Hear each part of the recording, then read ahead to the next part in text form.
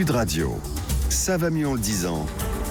Jean Dorido. Bonjour Jean. Bonjour Laurence, bonjour à tous. Toujours avec le sourire, Oui. docteur en psychologie, créateur du site hypnoseparis.com. Alors, mon cher Jean, cette semaine, le ministre de la Santé, Yannick Neuder, a présenté donc à la presse un plan sommeil pour aider les Français à mieux dormir. On le sait bien sûr, le sommeil, c'est essentiel. Il faut vraiment prendre des mesures et en passer par un plan, selon vous ? Eh bien écoutez, ce qu'on peut dire déjà en préambule, c'est que c'est un fait, depuis de nombreuses années maintenant, Laurence, les Françaises et les Français dorment de moins en moins bien. Le sommeil perd en moyenne à la fois en durée et aussi en qualité. Typiquement, un Français sur 5 dort moins de 6 heures par nuit, c'est clairement trop peu. Près d'un Français sur 2 souffre d'au moins un trouble du sommeil, 45% de la population très exactement. Et la situation, c'est vrai qu'elle est problématique parce que le sommeil, c'est un des piliers majeurs, vous l'avez dit, de la santé physique. Et aussi de la santé mentale, évidemment, parce qu'il agit sur la régulation des émotions, la gestion de la mémoire, la capacité d'attention. Il intervient aussi dans la réaction au stress, la prise de décision. Il agit comme une véritable mise à jour nocturne et quotidienne de notre cerveau. Et en réalité, on pourrait dire que si le sommeil était un médicament, eh bien, il devrait absolument être remboursé à 100%. Mais encore faudrait-il penser à prendre ce médicament. Or, c'est le souci précisément. Les Français sautent de plus en plus la prise de ce médicament essentiel, naturel, qu'est le sommeil. Alors, il faut agir, mais concrètement, justement, on en revient à cette histoire de plan sommeil. Comment ça se présente ? Comment ça se passe ? Alors en fait, c'est une feuille de route interministérielle que propose le ministre de la Santé. Oui, il a adressé vraiment à beaucoup de ministères cette feuille de route qui se décline en 25 mesures orientées autour de 5 axes.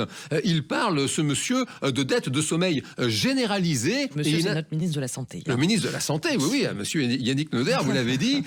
Il insiste sur le fait, je le cite d'ailleurs, il dit: le sommeil n'est pas un luxe, c'est une nécessité non négociable. Et il enfonce le clou en rajoutant que c'est bien plus qu'un temps de repos, c'est un processus biologique essentiel. Je vous interromps 2 secondes, mais c'est quand même assez rigolo de la part d'un ministre dont le président Macron se revendique petit dormeur quand même. Hein. Pas de mauvais esprit entre nous, ma chère Laurence. Non, mais c'est un fait. Peut-être va-t-on y venir d'ailleurs.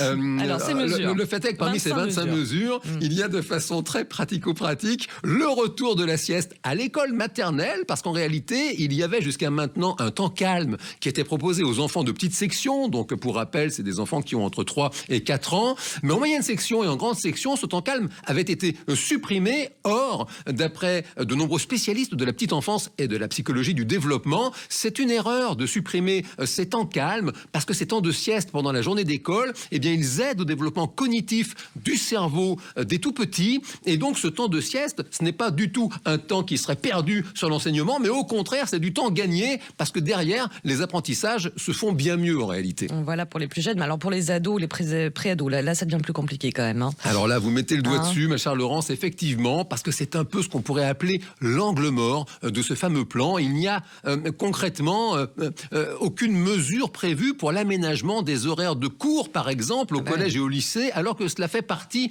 des réformes que réclament depuis longtemps de nombreux spécialistes du sommeil et de l'adolescence, parce que en réalité, lors de la puberté, l'horloge interne de l'adolescent, elle se décale, et en fait, mécaniquement, l'ado s'endort plus tard, donc il a besoin de se réveiller aussi plus tard pour respecter précisément les 8 heures de sommeil minimum dont il a besoin, parce que son cerveau, il a besoin de se développer correctement. Or, on continue de faire démarrer les cours à 8 heures du matin, ce qui fait pour beaucoup de collégiens et de lycéens des réveils à 6 heures ou 6h30 du matin, et ça les colle directement en déficit de sommeil. Et les temps de grasse matinée le week-end, eh bien, ça a été observé, ils ne compensent pas ces déficits chroniques. Ouais, forcément. On en sait quelque chose, nous, les matinaliers, hein, aussi. Alors, là, c'est l'été, c'est les vacances, justement. Est-ce que vous avez des conseils, Jean Dorido, pour tout le monde, quels que soient nos âges? On a plus de temps pour tenter d'améliorer notre sommeil, alors. Eh bien, écoutez, le premier conseil à donner, vous l'avez évoqué tout à l'heure à très juste titre, c'est de commencer déjà à adopter un regard plus positif sur le Oui. sommeil, parce qu'il y a encore, c'est vrai, trop souvent, une idée très toxique qui valorise le fait de dormir très peu. Et il faut bien imprimer ce principe fondamental selon C'est pas un lequel... truc de flemmard, quoi. C'est pas un truc de Oui, feignant. on a des images, voilà. Voilà, Bon, faire la performance. Gaston Lagaffe, on l'adore. Alors on le voit qu'il fait la sieste. Alexandre est bienheureux. Ouais, voilà. avec Philippe Noiret, magnifique. Exactement. Toutefois, voilà, il faut vraiment précisément réassocier dans l'esprit le sommeil et la performance, parce que le sommeil, c'est l'ami de la performance, et les sportifs le savent très bien. Quand vous êtes en manque de sommeil, vous payez l'erreur directement sur le chronomètre, et une fois que vous avez réussi, je dirais, à vous approprier cette paire de lunettes qui vous fait voir le sommeil de façon positive, derrière, c'est des règles de bon sens, évidemment, supprimer les écrans quand même Ça, facilement c'est 1 sûr. heure avant de dormir, prévoir un petit temps calme, justement, de transition avant d'aller vous coucher, la lecture d'un bon livre apaisant, écouter une musique douce, faire des exercices de respiration, une chambre à coucher, bien sûr, dans de bonnes conditions, plutôt fraîche, plutôt dans l'obscurité, et comme ça, vous retrouverez les délices de bonnes nuits de sommeil.